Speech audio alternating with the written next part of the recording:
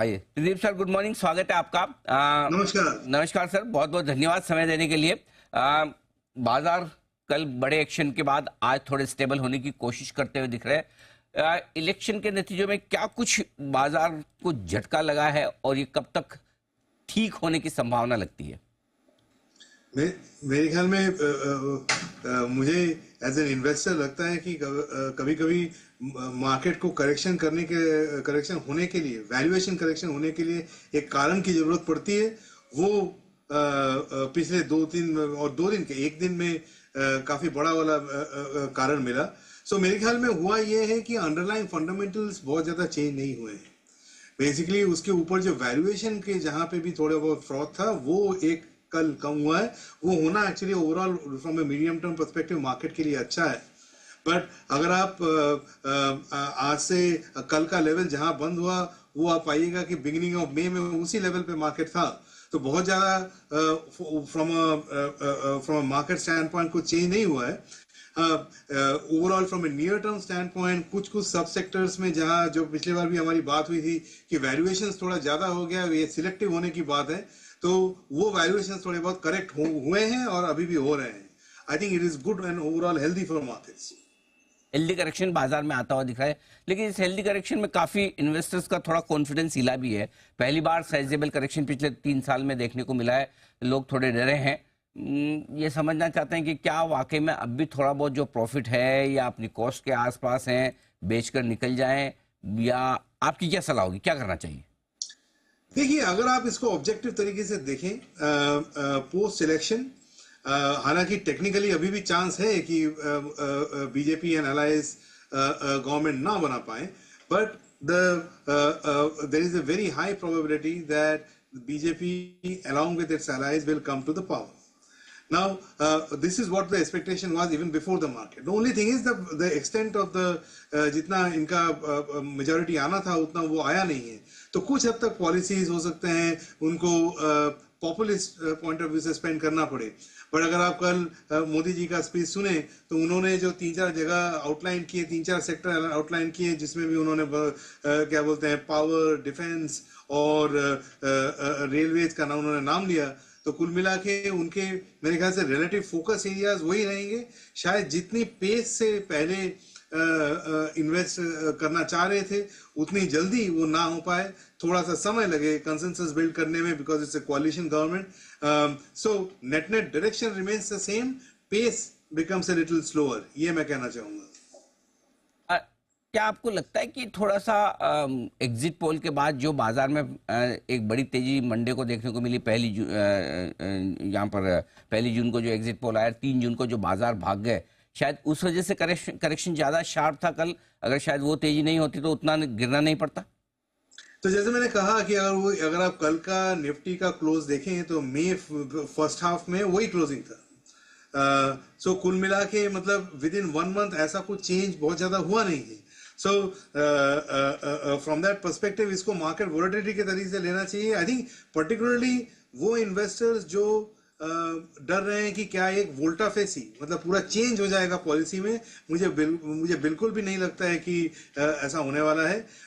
आप इनको ऐसा सोचिए कि कुछ सेक्टर्स के जो अर्निंग्स ग्रोथ है, अर्निंग्स ग्रोथ ट्रेजेक्टरी में चेंज नहीं होता है, जो वैल्यूएशन मल्टीपल होता है वो काफी बढ़ गया था। वो तो वैल्यूएशन करेक्शन का एक अच्छा खासा क्या बोलते हैं अपने को रीजन मिला और वो हुआ, और वो शायद यहाँ से लेकर बजट तक ये थोड़ी बहुत अनसर्टेनिटी बनी रहे।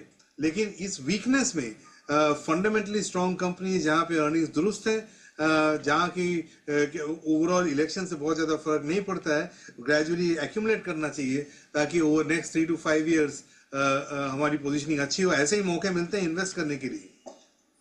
बिल्कुल, तो इन्वेस्टमेंट के अच्छे मौके।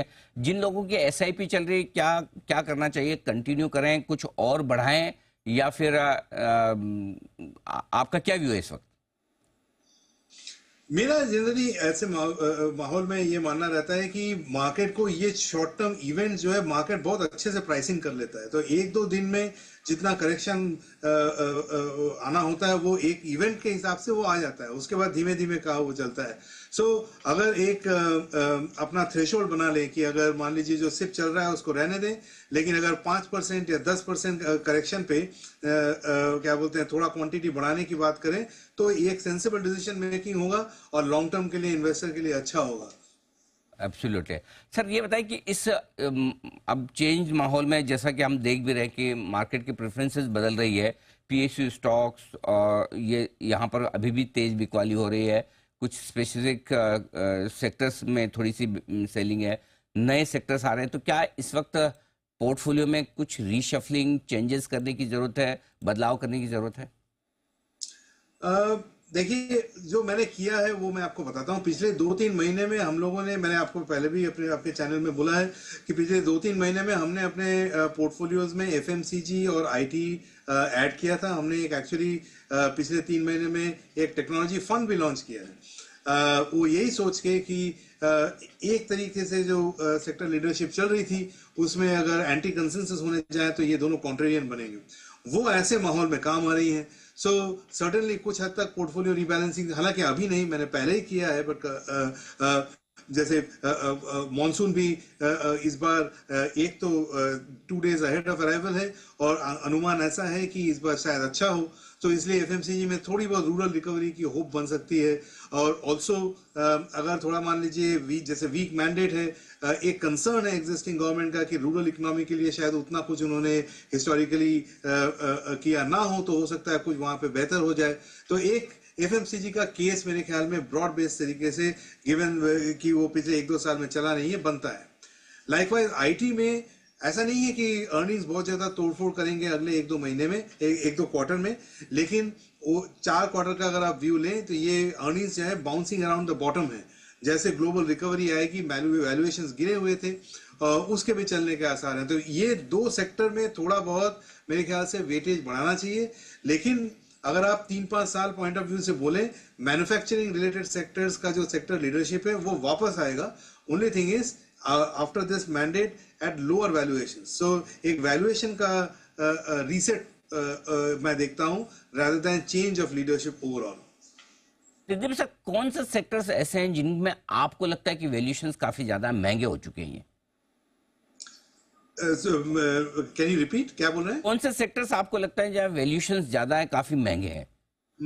तो ये सेक्टर के हिसाब से नहीं जाके मैं स्टॉक स्पेसिफिक बोलूंगा। कुछ कुछ पीएसयू शेयर में जस्ट बिकॉज वो पीएसयू हैं काफी मेरे ख्याल से बढ़ोतरी देखने को मिली थी पिछले 3 महीने में पर्टिकुलरली, और बिजनेस मोमेंटम अगर आप देखें तो उतना कुछ खास चेंज नहीं था।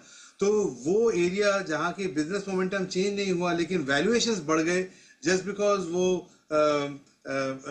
कंसेंसस पॉजिटिव सेक्टर्स हैं, उन एरियाज से मैं उन एरियाज की बात कर रहा हूँ। जैसे मान लीजिए पावर में कोई अगर पीएसयूज के जो उनके वैल्यूएशन से बहुत ज्यादा बढ़ गए हैं, या फिर बैंक्स में कुछ सेकंड या थर्ड रैंक बैंक्स के, पीएसयू बैंक्स के, just because they are PSU उनके वैल्यूएशन बढ़ गए हैं, वहां पे केयरफुल रहने की जरूरत है। ये पहले भी मैंने कहा है कि इन सब एरियाज में फंडामेंटली चेंज नहीं हुआ है, जस्ट बिकॉज वो पीएसयू है उनके वैल्यूएशन बढ़ गए बिना कारण।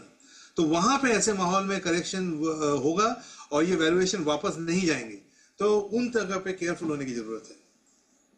ओके, तो ये है आपके लिए राय, जहां पर थोड़े से वैल्यूएशन महंगे वहां सावधान रहे और पोर्टफोलियो की थोड़ी सी चर्निंग आप कर लें। त्रिदीप सर, बहुत बहुत धन्यवाद आपका समय देने के लिए और हमें विस्तार से बातचीत करने के लिए। आइए बढ़ते हैं आगे।